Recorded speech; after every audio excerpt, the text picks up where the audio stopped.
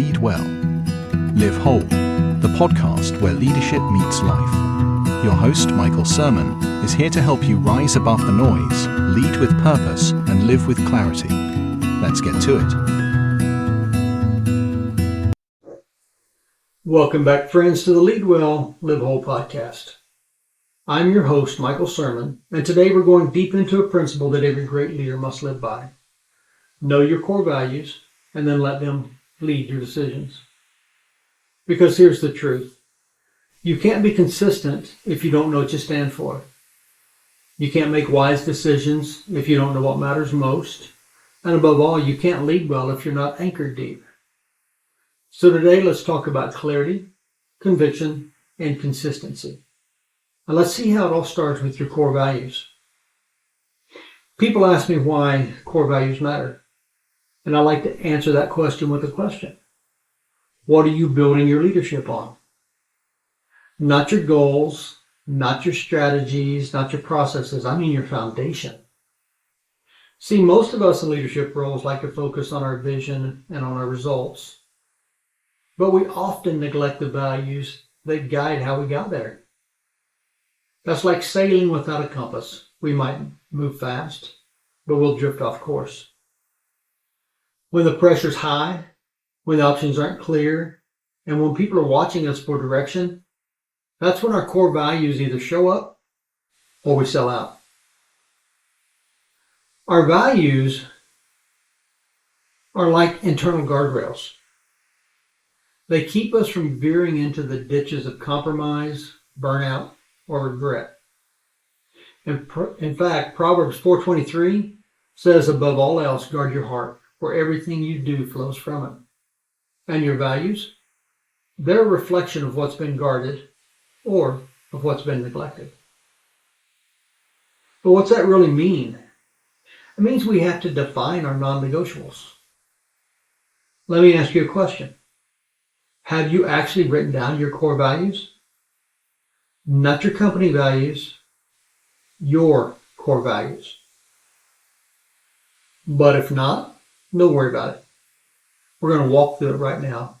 It's a simple 3-question filter that's going to help you define these non-negotiables. The first question is, what virtues do you respect most in others? Sit back for a minute and think about the leaders who shaped you, those that you respect, those that you greatly admire. What traits do you see in them that make them trustworthy? What makes you respect them? What makes you emulate them? Second, what behaviors are deal breakers for you? Think about it like this. What are the lines that you refuse to cross? No matter what, under any circumstances, even if no one else would know. And the third question, what do you want your legacy to be built on? Strip away all the titles, strip away the achievements, the applause, all of that. And then what do you want your name to represent? I like to ask myself the question of, am I the kind of person my dog thinks I am?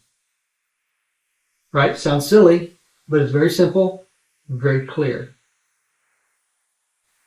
Now, once you have these answers, you're going to boil them down into 3 to 5 guiding values. Not generic words, not corporate slogans, but your personal convictions. I've seen people write down things like integrity over popularity, faith over fear, service over status, excellence without ego, family before fame. Whatever they are, own them. Write them down, speak them, live them. My wife and I have a shared core value, and that is that we won't speak or do anything when the other person's not there that we wouldn't do while they were there. And believe me, I've employed that many times over the years in the decision-making process. So once you've written them down, once you've boiled them down, and once you have your personal convictions outlined, your guiding values outlined, then you have to let them drive your decisions. Once you know your core values, the real test is in the application. And let's get very real for a minute. Most of us, we don't abandon our values in the big moments. We lose them in the small compromises. We say yes when we should say no. We stay silent when we should speak. And sometimes we follow the trend instead of living our own truth. But when your values are clear and simply defined, decisions become much easier. It doesn't make the path less painful, but it does become more purposeful. Here's a good leadership tip. Every decision is a test of alignment. Say it again. Every decision is a test of alignment, which means I ask myself when I'm making the decision, does this choice honor my core values? And when you practice it enough, that becomes second nature. It might feel uncomfortable in the beginning, but as you become more comfortable aligning with your core values and not with whatever pressure is around you, then it becomes easier. It becomes feel more natural, second nature to you. So when you ask that question, does this choice honor my core values? If the answer is a no, or if it doesn't, the answer is a no. And if it does, then with boldness, the answer is a yes. And when you do that, that kind of clarity will earn trust. You'll start trusting your own decisions.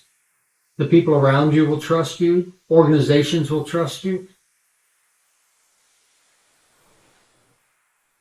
The consistency of aligning with your core values, because remember, they're consistent. They don't change with whatever the season is.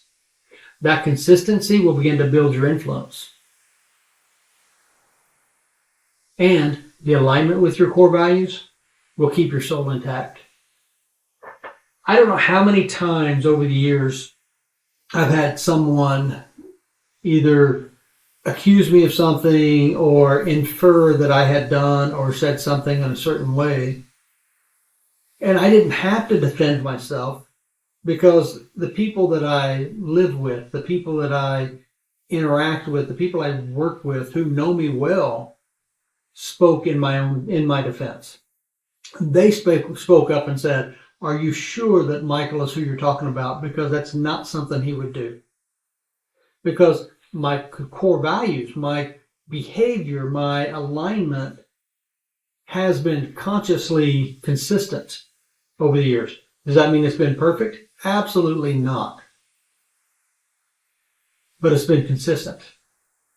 And when I do fall short, when I do falter, when I do make the wrong choices or make the easy choices sometimes, the conviction is there for me to go back and correct it, for me to make amends, for me to apologize, to do whatever I have to do to correct the course.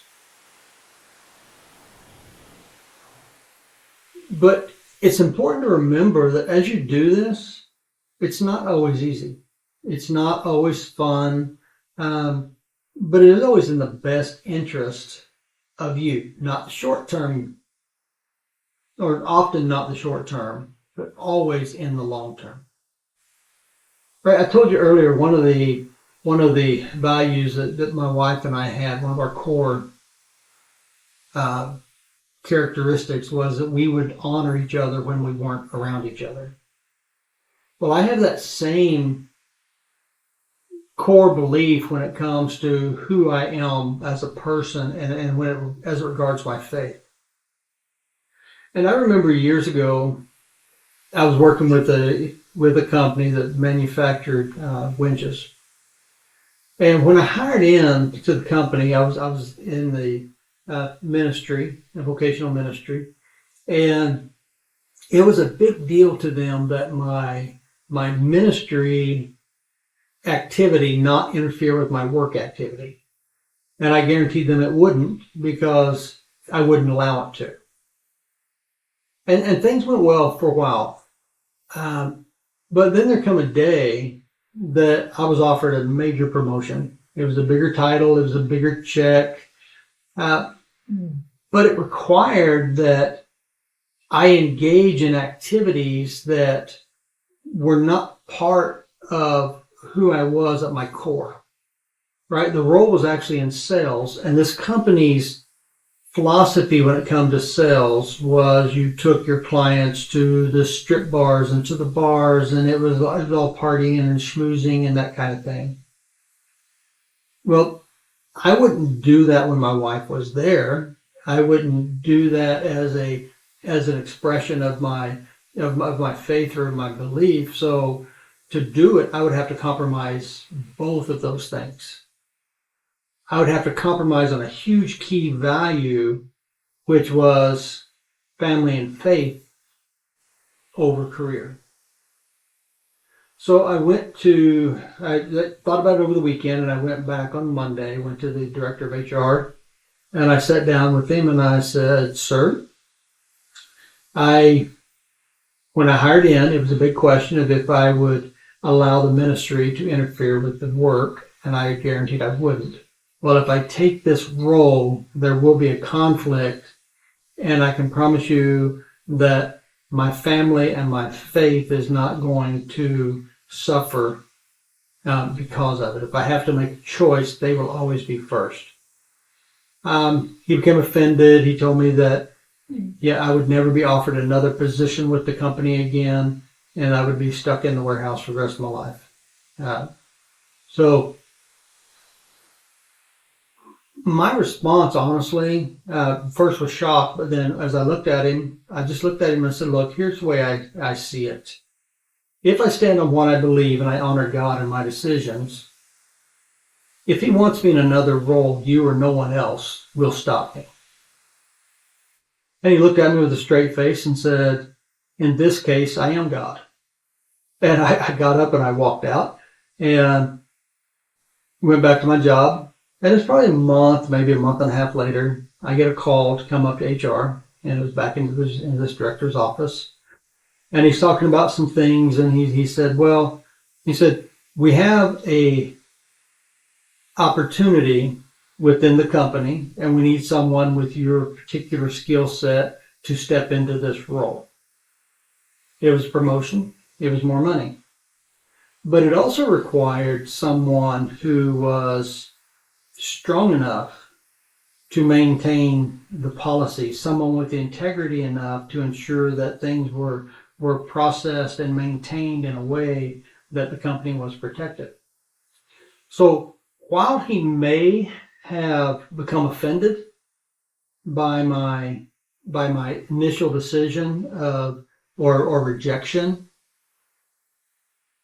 the characteristics I showed were actually the things that the company needed. And those core characteristics and the work ethic that I brought to it opened the door for that next promotion. So on paper, it would look like a no-brainer. If I just threw it down and said more money, and I definitely needed more money, then I would go this route. But if I weighted everything by the core values, then again, it was a no-brainer because the family and faith would come first. And that decision protected my integrity, not just then, but down through the years. Because when it was a hard decision and I was able to make the right choice, then the next hard decisions were just as easy. Well, not easy, but they were at least doable. But above all, it did deepen my belief in the values, my belief in who I was, my belief in staying true to me in a way that a title never could. I say all that to say this.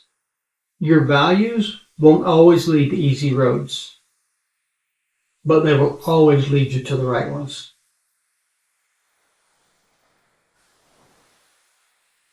So if you think about it, what does all this mean? What do we walk away knowing or doing? How are we changed? How are we transformed?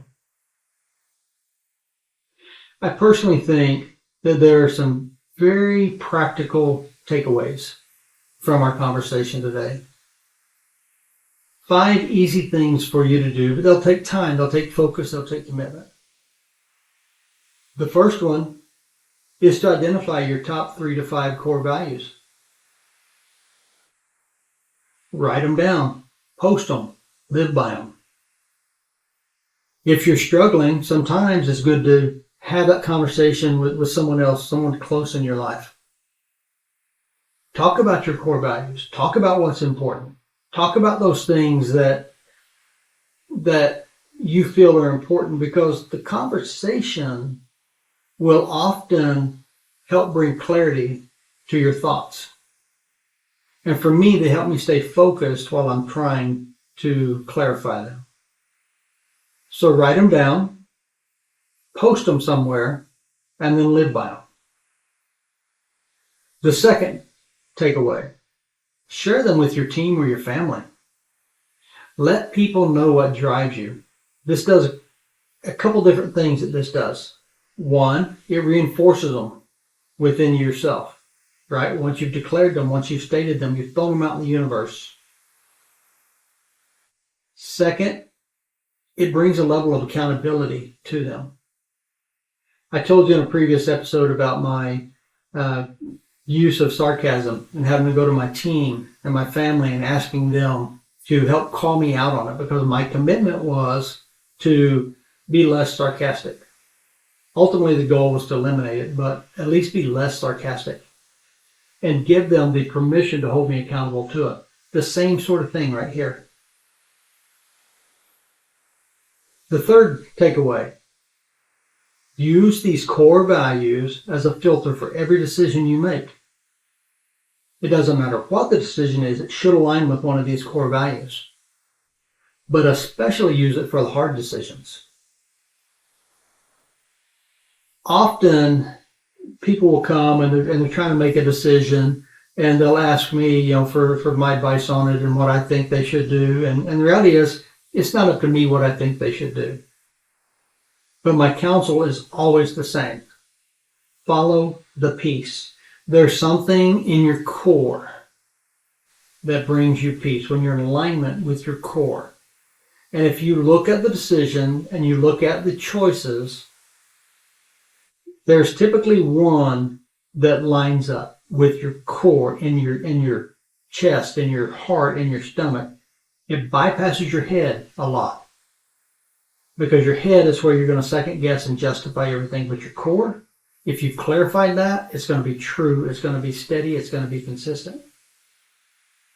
So use your core values as a filter for every decision.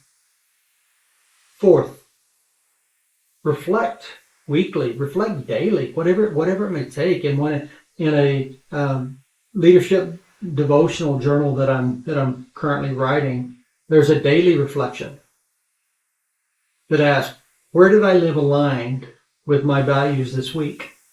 Where did I live aligned with my values today? And where did I drift? And you've got to be honest with yourself when you're asking these questions, when you're answering these questions. Right? It's easy for us to justify why we did what we did, but it either aligns or it doesn't align. The intent doesn't matter. Often the outcome doesn't matter. Did the decision align?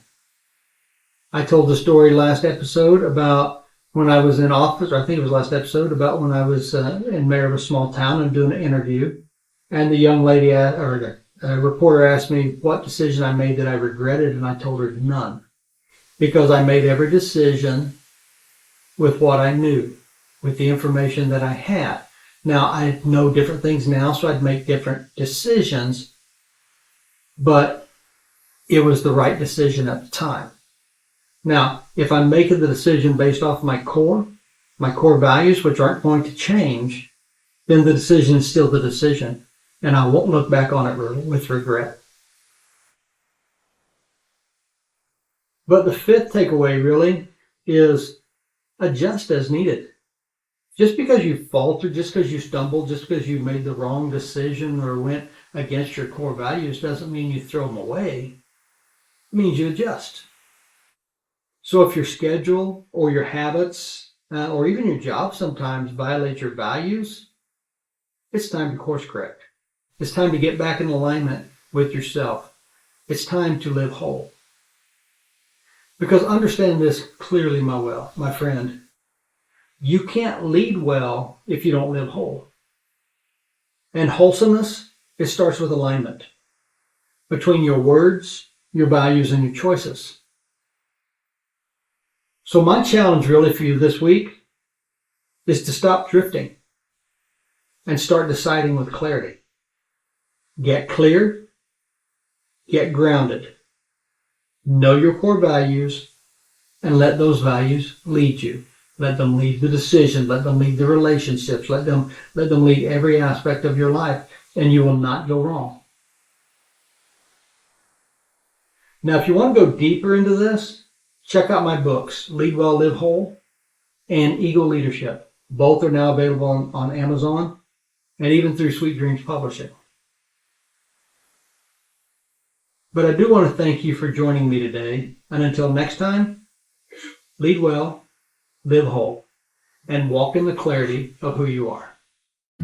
Thanks for joining us on Lead Well, Live Whole. If this added value to your journey, share it with a friend and subscribe.